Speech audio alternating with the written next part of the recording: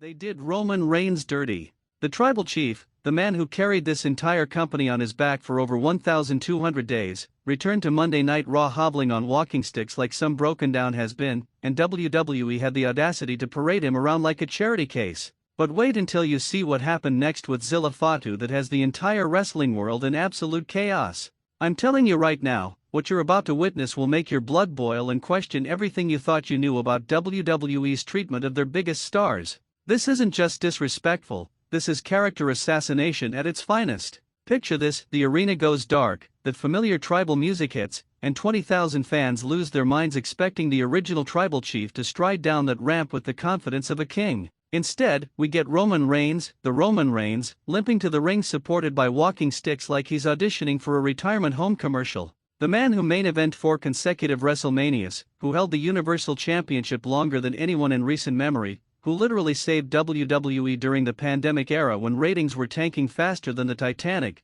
this is how they bring him back. On walking sticks? But here's where it gets absolutely insane, and I guarantee you didn't see this coming. Just when you think WWE couldn't disrespect the head of the table any further, out comes Zilla Fatu, yes, the son of the legendary Rikishi, nephew of the Usos, and Roman's own blood, and this young lion doesn't come out to help his family. No, he comes out swinging. The crowd didn't know whether to cheer or riot as Zilla Fatu, this mountain of a man who's been tearing up the independent circuit, looked Roman dead in the eyes and challenged the foundation of everything the Bloodline represents. We're talking about family turning on family, legacy being questioned, and the entire power structure of WWE's most dominant faction crumbling before our very eyes. You want to talk about storytelling? This is Shakespearean drama mixed with street fight brutality. Roman, barely able to stand without assistance, having to face down a younger, hungrier version of himself who shares the same bloodline but none of the respect. The symbolism is so thick you could cut it with a chainsaw.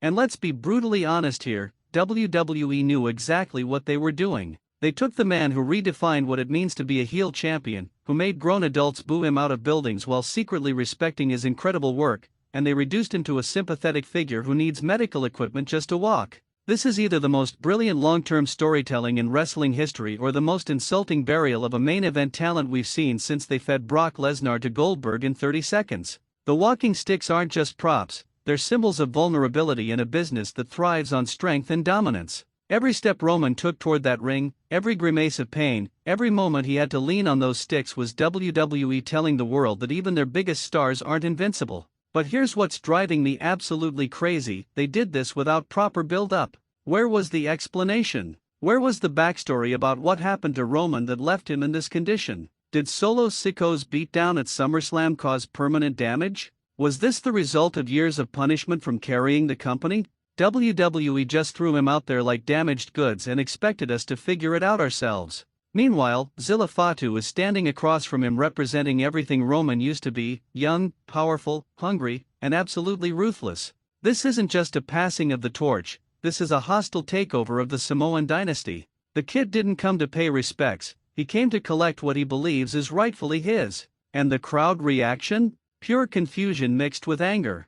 Roman Reigns fans were torn between feeling sorry for their hero and being absolutely furious that WWE would present him in such a weakened state. Zilla Fatu supporters were electric because they finally saw someone willing to challenge the old guard. But everyone in that arena felt the same thing: they were witnessing something that would change WWE forever. Here's what's really eating at me though: Roman's promo game was still sharp. Walking sticks or no walking sticks, when that man grabbed the microphone, he reminded everyone why he's been the face of this company for nearly a decade. His delivery was crisp, his intensity was off the charts, and his ability to command attention was undimmed. But WWE's presentation made it look like a farewell speech instead of a declaration of war.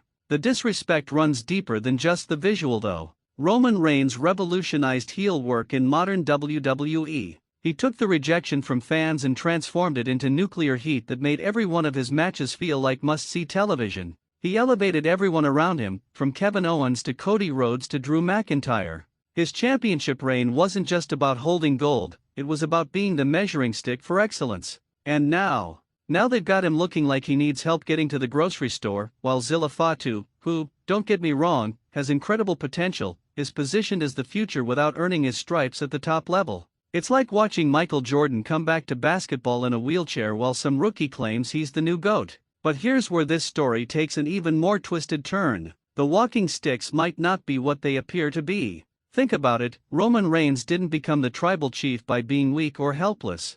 What if this whole wounded warrior act is the setup for the most devastating heel turn in recent memory? What if Roman is playing possum, making everyone feel sorry for him before he reveals that the walking sticks are actually weapons? Imagine the heat if Roman suddenly starts using those walking sticks as clubs, beating down anyone who showed him pity. The crowd would absolutely lose their minds, and suddenly the injured Roman Reigns becomes even more dangerous than the healthy version. It would be the ultimate manipulation of audience sympathy, and Zilla Fatu would be the perfect first victim of this deception. Here's this young gun thinking he's taking down a weakened legend, only to discover that the legend was setting a trap all along. The psychological warfare would be off the charts, and it would establish Roman as not just physically dominant but mentally superior to the next generation. The problem is, WWE's track record with long-term storytelling has been shakier than Roman on those walking sticks. How many times have we seen promising storylines get dropped or completely butchered because creative changed direction?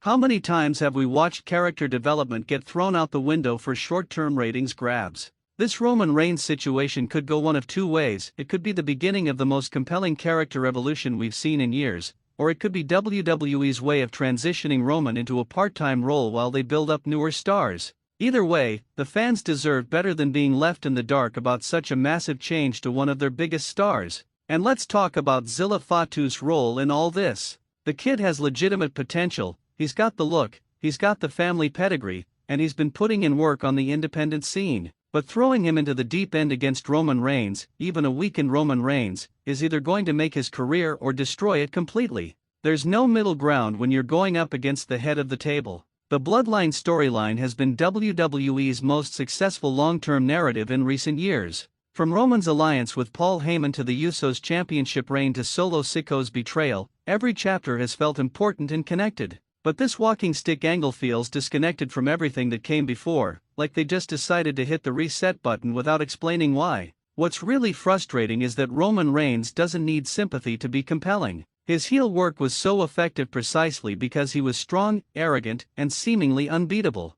Making him vulnerable might humanize him, but it also undermines everything that made his character special in the first place. The walking sticks have become the most controversial props in wrestling since a steel chair, and that's saying something. Social media has been absolutely explosive with fans either defending WWE's creative choice or absolutely destroying it. The hashtag trends are wild, and everyone has an opinion about whether this is brilliant storytelling or character assassination. But here's the bottom line that nobody wants to acknowledge: Roman Reigns on walking sticks is still more compelling than 90% of the roster at full strength. Even diminished, even hobbled, even needing assistance to walk, his presence dominates everything around him. That's the mark of a true superstar, when your worst day is still better than most people's best day. The real question isn't whether Roman can overcome his physical limitations, it's whether WWE can overcome their own creative limitations to tell this story properly. Because right now, we've got more questions than answers, more confusion than clarity, and more controversy than satisfaction.